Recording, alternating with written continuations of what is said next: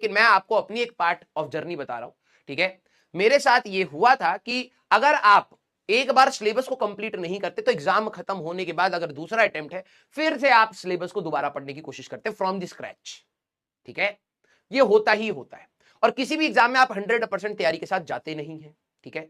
तो जब आप ड्रॉप ले रहे हैं तो आप भी तो फ्रॉम द स्क्रैच पढ़ रहे हैं, फिर आप जब आपका फर्स्ट अटेम्प्ट होगा फिर फ्रॉम द स्क्रैच पढ़ेंगे।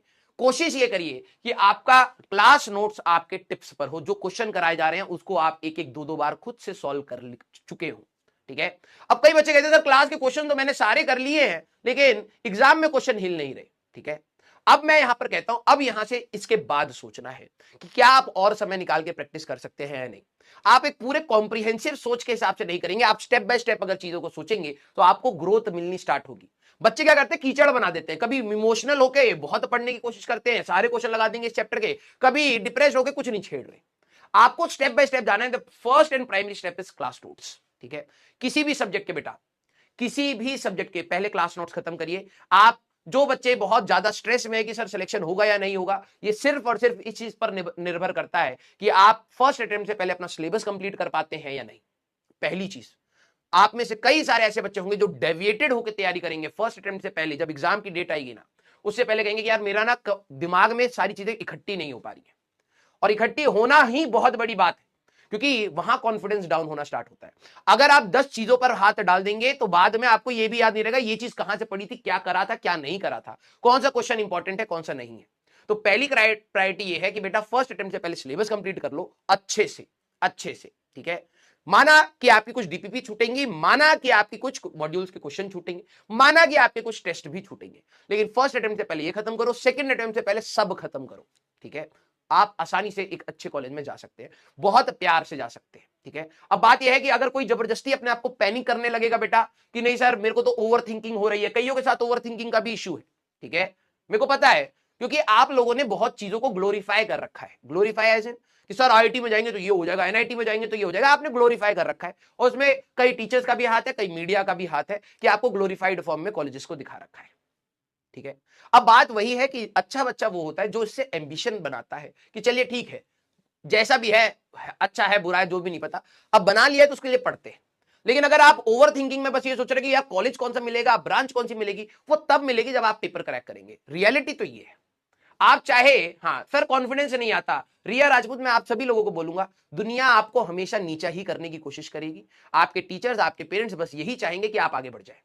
अगर आप ये सोच अपने अंदर जिस दिन डाल लेंगे बेटा तो आगे आने वाली लाइफ आपकी आसान नहीं है, बहुत स्ट्रगल्स है, वो तभी निकल पाएगी जब आप अपने पर हिम्मत रखेंगे, और कोई ऑप्शन नहीं है। आपके सवाल नहीं होते अपने से बोलिए कि कोई नहीं चलते जाएंगे। अगर आपको लगता है कि यार तबियत खराब है, कोई नहीं आगे बढ़ते जाएंगे। ये आपको अपने अंदर से कॉन्फिडेंस धीरे धीरे डेवलप करना है और कोई चारा नहीं है। अगर आपको लग रहा है कि कोई आके आपको बोल देगा नहीं बेटा तू तो बहुत तेज है, तू कर ले जाएगा, हो सकता है 3-4 दिन के बाद वो डाउन होगा और फिर आपको लगेगा यार हो तो रहा नहीं है। ये आपको अपने अंदर से डेवलप करनी है और आप ही के बैच में से जो बच्चे ये इस साल डेवलप कर लेंगे कि चाहे जैसी भी सिचुएशन हो रुकना नहीं है, पढ़ते चलना है, इसी को ये चीज आपको भी पता थी, ठीक है। ऐसा नहीं है कि आपको नहीं पता थी कि भाई स्टार्टिंग में कि भाई पूरा जोश है, अब जब जोश ठंडा होता है ना तब डिसिप्लिन काम आता है।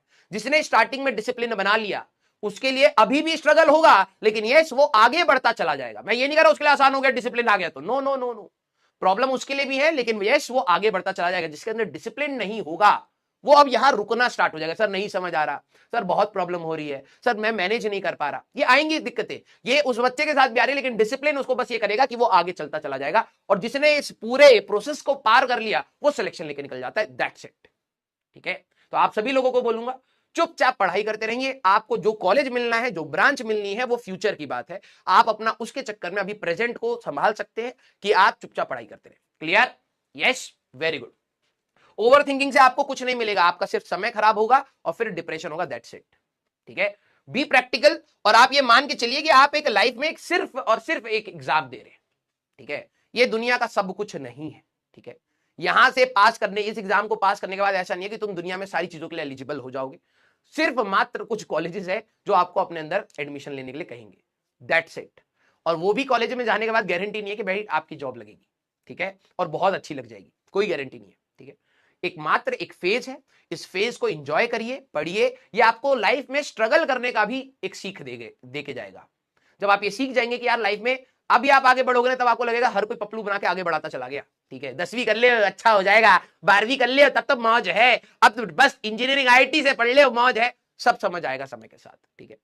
और इस पूरे प्रोसेस में आपको सिर्फ एक चीज आगे लेके जा रही होगी, वो है जो आपने यहां पर मेहनत करी है, वो आपका जो एटीट्यूड बना है कि कोई नहीं आगे बढ़ते हैं, ठीक है।